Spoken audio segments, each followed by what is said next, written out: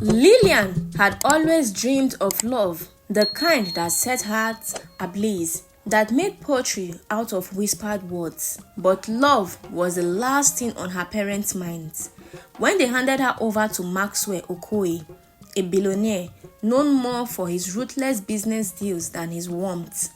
"You will thank us later," her mother had said, pressing a cold kiss to her forehead. Her father couldn't even meet her eyes. They were drowning in debt, and Maxwell was their only lifeline. Maxwell was striking with a presence that commanded rooms, but his heart seemed locked away behind walls thicker than his mansion's golden gate. On their wedding night, he didn't touch her. He simply poured himself a glass of whiskey and said, "You belong to me now. That's all that matters." Days turned into weeks, and Lilian felt like a prisoner in a palace. Maxwell's wealth dripped from every corner of their home, but she had never felt so empty. The staff bowed to her, but no one dared to question her sadness. Then came the whispers. One evening, as she walked through the halls, she overheard two maids whispering, "He lost his fiancée years ago. He will never love again." A fiancé. Had he loved before? The thought stirred something in her. Determined, Lilian sought answers. She dug through old newspapers and found it. Amara Chike, Maxwell's late fiancé, had died under mysterious circumstances. No details, no reports, just a name buried in the past. That night, she confronted Maxwell. What happened to Amara? His grip on his glass tightened. His unusually composed face darkened. "Stay out of things that don't concern you." But Lilian was no longer afraid. If she was trapped in this marriage, she at least deserved the truth. And so she dug deeper. One stormy night, while Maxwell was away, she ventured into his locked study. Inside, she found old photographs of Amara and a blood-stained letter. "I know what you did, Maxwell. You can't bury the truth forever." The door creaked behind her. Maxwell stood there, his eyes shadowed with something between rage and regret. "You shouldn't have done that, Lilian." Her heart pounded. What did you do to her? The first time Maxwell looked vulnerable, he exhaled sharply.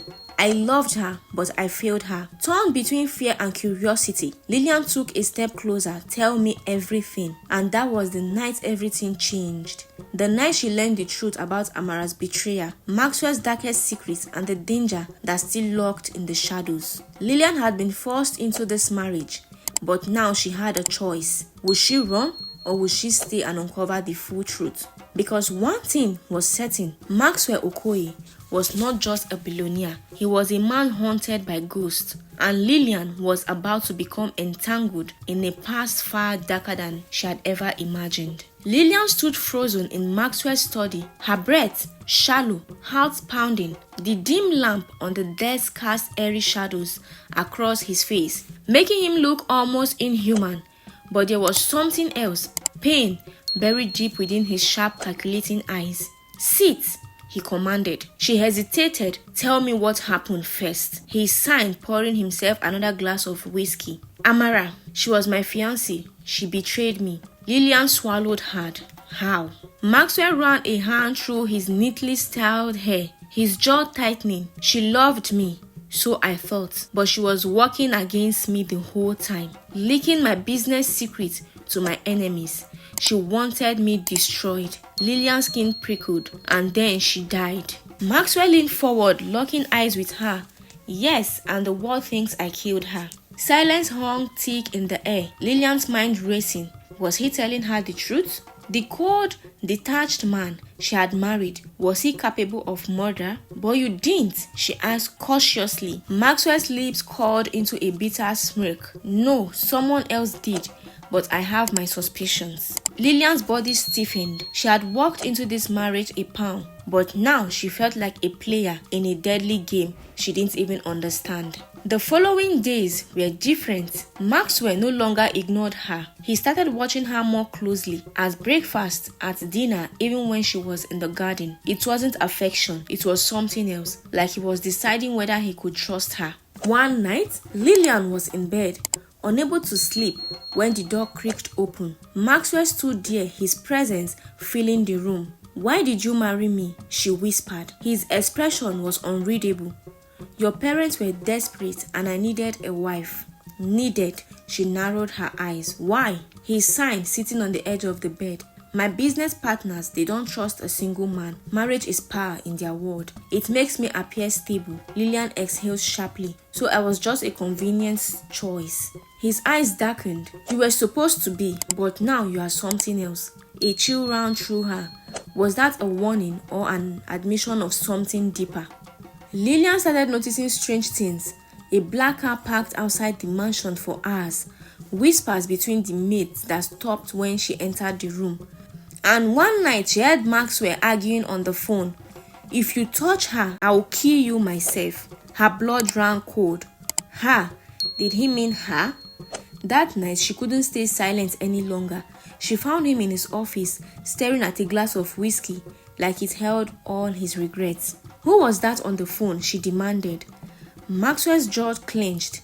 Someone who doesn't want you here. She took a shaky step forward. Why? What am I caught up in? He stood towering over her. I don't know yet, but until I do, you don't leave this house alone, ever. The next day, while Maxwell was away, Lilian's father called her in a panic.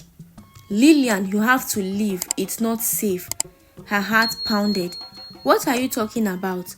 Maxwell, he's hiding something. A loud crash cut him off. Then the line went dead.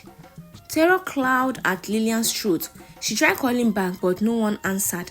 When Maxwell returned, she confronted him. What happened to my father? He didn't blink. He made a mistake by contacting you. Her stomach twisted. Did you hurt him? Maxwell stepped closer, his voice dangerously low.